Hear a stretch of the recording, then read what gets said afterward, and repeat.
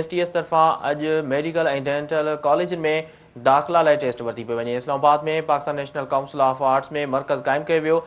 कराची में डाउ यूनिवर्सिटी, ओझा कैंपस ऐं NED यूनिवर्सिटी में टेस्ट थी रही आहे। हैदराबाद में पब्लिक स्कूल ऐं जामशर में लम्स में MDCAT टेस्ट वरिती पई वञे। सखर में IBA पब्लिक स्कूल में MDCAT जी टेस्ट थी रही आहे। शहीद बेनज़ीराबाद में कायदे अवाम यूनिवर्सिटी में टेस्ट वरिती पई वञे।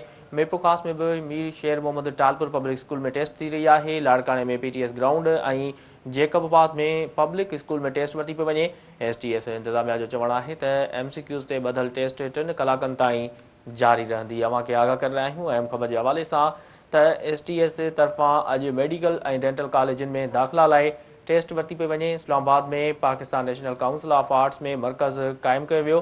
कराची में डाउ यूनिवर्सिटी, ओझा कैंपस ऐं NED यूनिवर्सिटीअ में टेस्ट थी रही आहे। हैदराबाद में पब्लिक स्कूल ऐं जामशरे में लम्स में MDCAT टेस्ट वरिती पई वञे।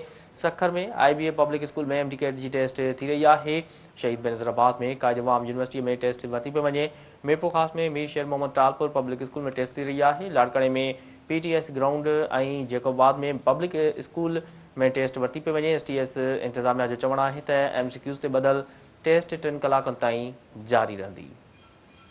अहम ख़बर खां वाक़ई आगाह करे रहिया आहियूं त STS तरफ़ां अॼु मेडिकल ऐं डेंटल कॉलेजनि में दाख़िला लाइ टेस्ट वरिती पई वञे। इस्लामाबाद में Pakistan national council of arts में मर्कज़ क़ाइमु कयो वियो। कराची में डाउ यूनिवर्सिटी, ओझा कैंपस ऐं NED यूनिवर्सिटी में टेस्ट थी रही आहे।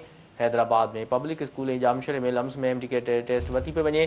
सखर में IBA पब्लिक स्कूल में MDCAT जी टेस्ट थी रही आहे। शहीद बेनज़ीराबाद में कायदे अवाम यूनिवर्सिटी में टेस्ट वरिती पई वञे।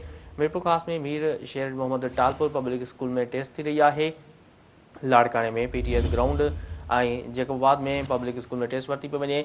STS इंतज़ामिया जो चवणु आहे त MCQs ते ॿधल टेस्ट 3 कलाकनि ताईं जारी रहंदी।